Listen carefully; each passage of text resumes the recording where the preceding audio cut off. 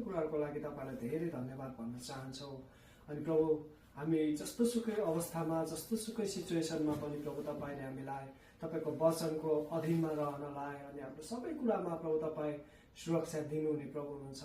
अनि जसले प्रभु हाम्रो मरेका आशाहरूमा पनि फेरि पनि तपाईँको वचनले हाम्रो टुटेको मनहरू मरेको आशाहरूमा पनि नयाँ आशा नयाँ जोस पलाउँदछ पिता। तपाईँ महान परमेश्वरलाई धेरै हामी धन्यवाद भन्न चाहन्छौँ, जो चाहिँ आदरको योग्य अनि प्रशंसाको योग्य महिमाको योग्य हुनुहुन्छ बुवा। अनि तपाईँ मात्रै हाम्रो सबै कुराहरूलाई बुझ्नुहुने प्रभु हुनुहुन्छ, जसले प्रभु हाम्रो सबै कुरा जान्नुहुन्छ, वर्तमान भूत भविष्य अनि सबै कुरालाई थाहा गर्न सक्नुहुन्छ। तपाईँलाई थाहा छ प्रभु हाम्रो भोलि के हुन्छ, सबै कुराहरू अहिले के हुन्छ, सबै प्रेजेन्ट पास्ट फ्युचर सबै कुरा तपाईँलाई थाहा छ। अनि तपाईँ जान्नुहुने प्रभु देख्नुहुने परमेश्वर हुन्छ। अनि तपाईँ चाहिँ सधैँभरि एक समान हुनुहुने परमेश्वर। अनि तपाईँ चाहिँ हिजो आज सदा सर्वदा एक महान परमेश्वर, कहिल्यै पनि मन नबदल्नु हुने परमेश्वर हुनुहुन्छ। तपाईँले कहिले पनि तपाईँ मानिस हुनुहुन्न परमेश्वर, तपाईँ ढाक्नु हुने परमेश्वर हुनुहुन्न।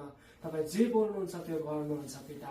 तपाईँलाई धन्यवाद धन्यवाद। अनि हामीलाई सदैव हाम्रो यो चर्च परिवारलाई अनि परमेश्वर इन्सन नेपाल अनि यहाँनिरको सबै यहाँनिर आउने जति पनि तृषित हृदयहरू छ प्रभु, नेपालबाट आएका मानिसहरू जो चाहिँ तिर्खाएका, जो चाहिँ भोकाएका व्यक्तिहरू छ, अनि त्यो व्यक्तिको तृष्णा चाहिँ खेर जान नसकोस् पिता।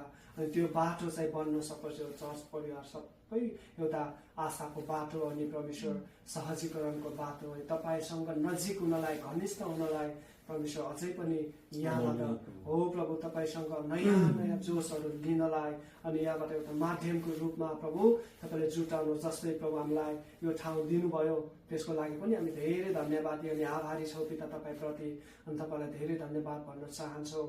अनि अझै पनि प्रभु हो अन्धकारले भरिएको संसारमा तपाईँको वचनको सत्यतालाई जानिकन स्वतन्त्र जीवन जिउनलाई प्रभु हामी सबै विश्वासी परिवारहरूलाई सिकाउनु भएको बुवा। हाम्रो नेपालमा हुने हाम्रो सबै हो परिवार सबै कुराहरूको लागि हामी प्रार्थना गर्छौँ। अनि यो प्रार्थनाको सबै भाग हामीले भन्नुभन्दा अगाडि नै प्रभु तपाईँलाई थाहा छ त्यो कुराहरू प्रभु। धन्यवाद सबै कुराहरूको लागि, हामी सबै कुराहरू तपाईँको नाममा चढाउँछौँ अनि सबै कुराहरूको लागि तपाईँलाई धन्यवाद दिन्छौँ अनि आशिष माग्छौँ जीवित येशू ख्रीष्टको नाममा।